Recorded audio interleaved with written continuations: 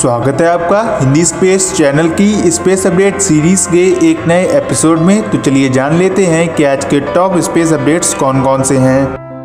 आज की पहली अपडेट ग्लोबल सी वाटर लेवल में होने वाली बढ़ोतरी को लेकर है। नासा की गॉडर्ड ऑब्जर्वेटरी और कई सारे अन्य इंस्टीट्यूशंस के द्वारा की गई एक नई रिसर्च में यह पाया गया है कि वर्तमान समय में हम इंसानों द्वारा की जाने वाली विभिन्न प्रकार की एक्टिविटीज की वजह से ग्रीन हाउस गैसेस एटमॉस्फेयर में तेजी से मिक्स हो रही हैं, जिसकी वजह से पृथ्वी का टेम्परेचर लगातार बढ़ रहा है। इसी बढ़ते हुए टेम्परेचर को ध्यान में रखते हुए वैज्ञानिकों द्वारा सन 2100 में इससे होने वाले ग्लोबल इफेक्ट्स की एनालिसिस की गई और इस एनालिसिस में यह पाया गया कि अगर ऐसा ही चलता रहा और इन ग्रीन हाउस गैसेस को एटमॉस्फेयर में मर्ज होने से नहीं रोका गया तो आने वाले 80 सालों में अंटार्कटिका और ग्रीनलैंड के आइस ग्लेशियर्स बहुत ही जल्दी पिघल जाएंगे, जिससे कि ग्लोबल सी वाटर लेवल में 15 इंच की बढ़ोतरी देखने को मिल सकती है। और इन ग्लेशियर्स के पिघलने से ऐसी कई सारी प्रजातियों का खात्मा भी हो जाएगा जो कि आइस में रहती हैं। साथ ही इंसानों और समुद्र के पास बसे हुए कई सारे शहरों को इसकी वजह से भारी नुकसान उठाना पड़ेगा और नए नए वायरसेस भी इससे पृथ्वी पर फैलेंगे। आपको बता दें कि यह वे वायरसेस हैं जो कि करोड़ों साल पहले पृथ्वी पर मौजूद थे और अंटार्कटिका के बर्फ के ग्लेशियर्स में अभी अपने स्लीप मोड में दबे हुए हैं। बाकी आप ग्लोबल वार्मिंग के बारे में क्या सोचते हैं और इससे और क्या क्या इफेक्ट्स हो सकते हैं, कमेंट में जरूर बताएं।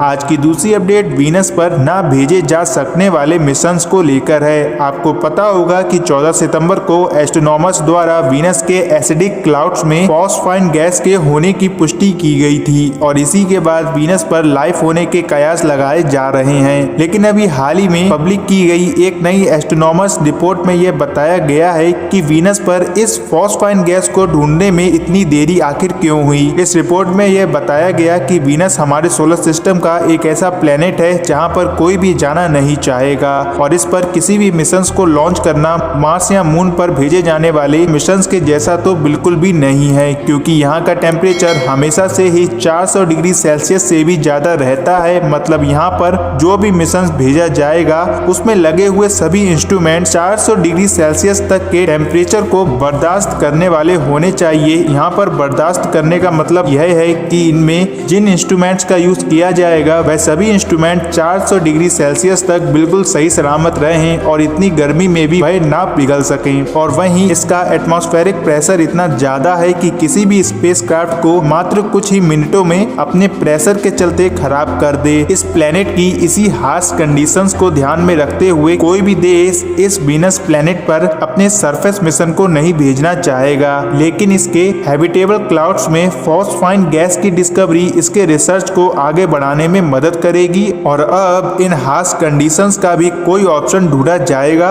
और एक बार फिर से इस प्लेनेट पर नए नए स्पेस क्राफ्ट को लॉन्च किया जाएगा। बाकी इस फॉस्फाइन गैस और वीनस पर लाइफ होने के एविडेंस के ऊपर हम एक डिटेल वीडियो पहले ही अपने चैनल पर अपलोड कर चुके हैं। आप चाहें तो उसको आई बटन पर क्लिक करके या फिर डिस्क्रिप्शन में दिए गए लिंक पर जाकर देख सकते हैं।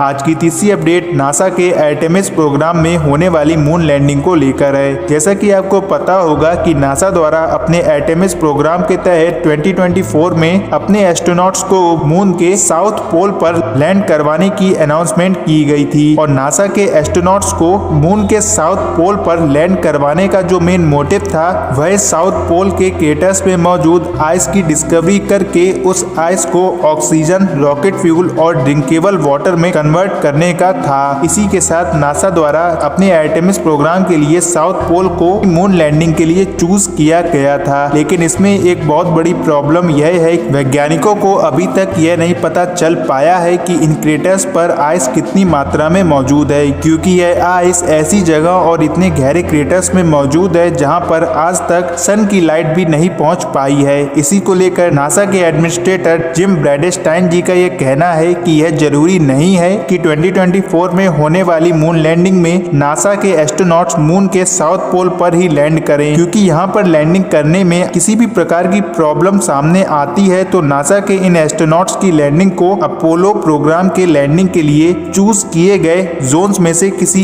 एक में भी करवाया जा सकता है। फिलहाल नासा के एडमिनिस्ट्रेटर के इस स्टेटमेंट से यह तो साफ हो गया है कि नासा के एस्ट्रोनॉट्स 2024 में मून पर लैंडिंग तो करेंगे, लेकिन यह लैंडिंग साउथ पोल पर नहीं बल्कि मून के इक्वेटोरियल रीजन में हो सकती है। बाकी अगर आप इस टॉपिक पर एक डिटेल वीडियो चाहते हैं तो आप कमेंट में जरूर बताएं।